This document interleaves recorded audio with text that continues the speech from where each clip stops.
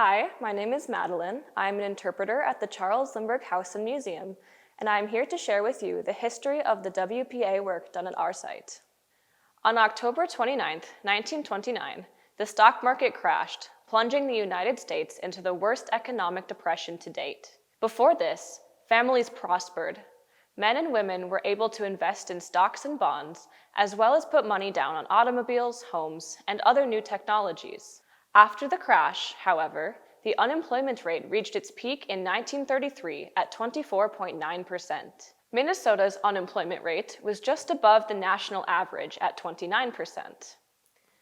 In 1933, newly elected President Franklin Delano Roosevelt passed legislation titled the New Deal to help ease the hardships of the stock market crash. In 1935, the Works Progress Administration was established. The program sought to reduce unemployment by providing jobs to millions of Americans.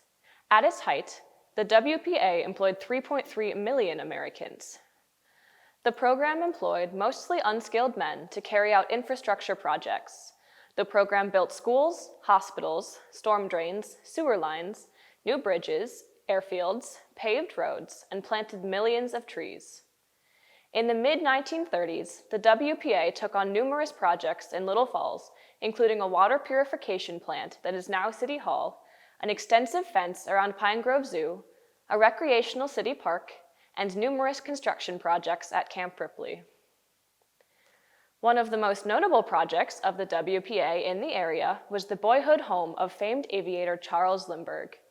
After the historic 1927 flight, his home in Little Falls, Minnesota had been badly damaged by souvenir hunters.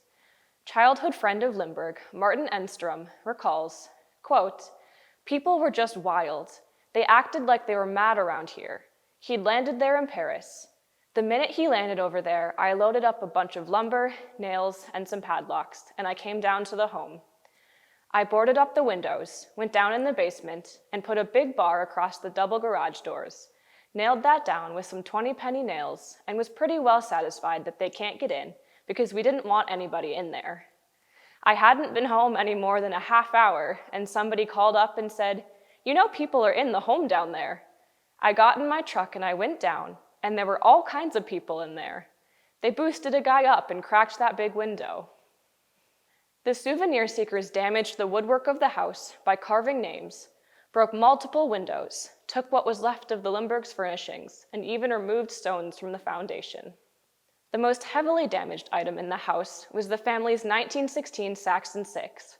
The engine block was removed, along with a lot of the car's furnishing, exposing the skeleton of the car. In 1931, Charles Lindbergh donated his boyhood home and 110-acre farmland his family owned to the state of Minnesota, where they began to do repairs on the Lindbergh home. The Works Progress Administration would take over the restoration of the home and state park. The city of Little Falls approved the project, and on May 21, 1936, the work would begin. Between the home and the neighboring state park, the project was given $23,777, today approximating $506,622. The project employed 40 to 50 summertime workers. Upon the approval of the project, the house was to get a new coat of paint and numerous repairs to the grounds that included replacing the missing foundation stones. The WPA also did environmental work around the home. This included protecting the soil from erosion with rock walls and creating footpaths. In a letter from Martin Engstrom to Charles Lindbergh, Engstrom reported more than 21,238 trees were planted at the historic home and at the neighboring state park. White, jack, Norway pine, box elders, and elms were planted. Blackberry and hackberry bushes were also planted to attract birds. The WPA developed the park for recreation. One of the first buildings to be added was the log kitchen shelter, located west of the Lindbergh home in Lindbergh State Park. West of the kitchen shelter, a large granite water tower was constructed that provided water to a small restroom building and water fountain.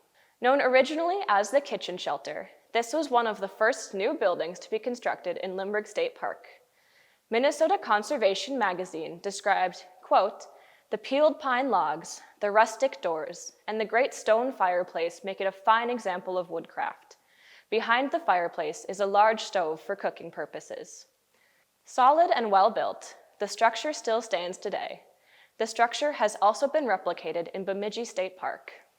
One of the last WPA structures to be built was the limestone water tower. Referred to by the WPA as the Water House, it was constructed during the summer of 1939. Built of native granite, the tower held 5,000 gallons of water, which was pumped into the restroom, water fountain, and caretaker's residence. The structure still stands today, although it is not used as a water source. According to a 1937 progress report on the park development, shelters were built along foot trails to give protection in the event that visitors exploring the trails encounter inclement weather. By the time construction was completed, there were several shelters of various designs throughout the park.